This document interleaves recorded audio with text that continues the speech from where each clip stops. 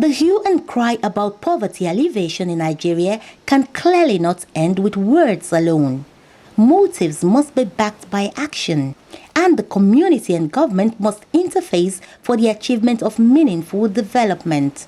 In line with this reality, the International Press Center Lagos has for the past 2 years been working with 20 communities in Lagos State under its Community Development Initiative with the support of ActionAid Nigeria and the World Association of Christian Communication Work.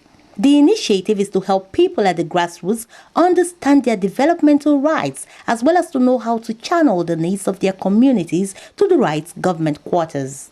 The drive of the International Press Center is to promote meaningful development from the nation's roots to ensure that elected officials discharge their responsibilities to the people effectively.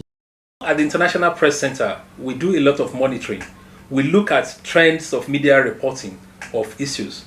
And what we have discovered is that it seems as if the attention of the media is unduly focused on the elite, on the top echelons of the society. We do well with business reporting, we do well with political reporting, but at these levels, who are we reporting? We're reporting, the elite. We're not reporting the ordinary people. The ordinary people are in the communities. It is in these communities where people troop out in very large numbers to vote.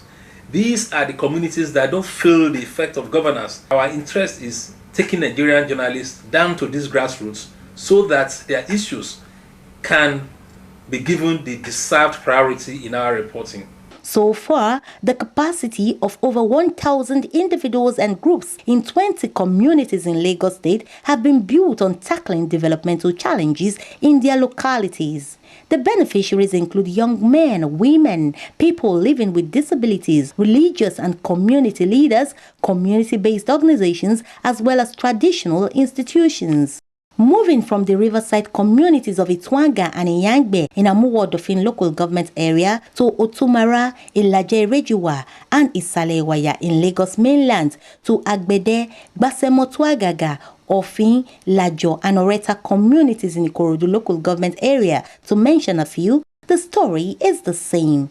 Deprivation and poor living conditions which raise deep questions about meaningful development. The major issue is about the absence of infrastructural development which has left ugly gaps in health facilities, schools, drainages and roads in the communities. The homogeneous problems also run through Orile Shomolu, Boshua and Araromi Odo communities in Shomolu local government area to Obele Odon, Ishokon Ijesha Tedo and Ayetoro communities in Surulere local government area. According to members of the 20 communities drawn from 8 local government councils, namely Agege, Surulere, Amuwo-Odofin, Shomolu, Ikorodu, Ifakoijaye, Okeodo Local Council Development Area and Lagos Mainland, community development has nosedived due to poor planning and corruption by government officials and their collaborators. As big as we are in my community, there is no clinic. Just clinic, there is none. The little building they call clinic, there is no staff, there is no drug, so we can't call it a clinic. We don't have good roads, we don't have drainage in some of my community. That when there is heavy flood, the rain will drive people out of their houses. The IPC, since we got in contact with them 2 years ago, they've done a lot of changes to we in our community by bringing different programs. These programs helps our youth. When we told them all our problem in the community, they help us to dispatch some letters or some words to these corporate companies. The International Press Center IPC, through its community journalism initiative, is enlightening the people on how to attract the attention of the designated government officials to their plight. Also, as a fallout of the IPC initiative, Obele Odo Nursery and Primary Schools located in Surulere, which have for over 40 years been in a deplorable state, is now renovated as a result of a media engagement with the community leaders, which drew the attention of the duty bearers to the community. Bolaji Omukpo in Boshua Community Development Area in Shomolu is not also left out. The community, which used to be known for its many abandoned road projects, is now heaving a sigh of relief as the citizens' engagement with government officials through letters and sensitization reports by the media is now bringing succor to the people. In Erejuwa Ilaje community, often described as the urban slum, hope is in the horizon. A government agency is about to begin the construction of a good road to bring to an end environmental blight and flooding experienced by its residents. With all of the efforts so far made, the International Press Center Community Journalism Initiative is to press home the fact that the people matter. In the final analysis, it's about why do people vote? Why do they take the pain to stand in the sun to vote? Why do they allow rains to be there to vote? It is because they are hopeful that by voting, their elected leaders will meet their aspirations.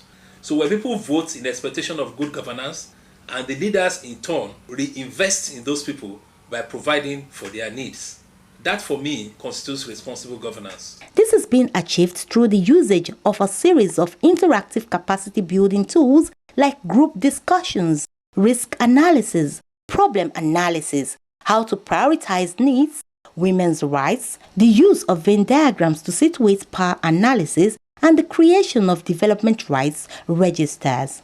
There are also several engagements for the enlightenment of community leaders, through which advocacy roundtables are held with stakeholders of local councils and state-level institutions on how to address issues which orchestrate poverty. The production of community development charters and journals are also part of the fallout of the engagement between the International Press Center and the 20 local communities.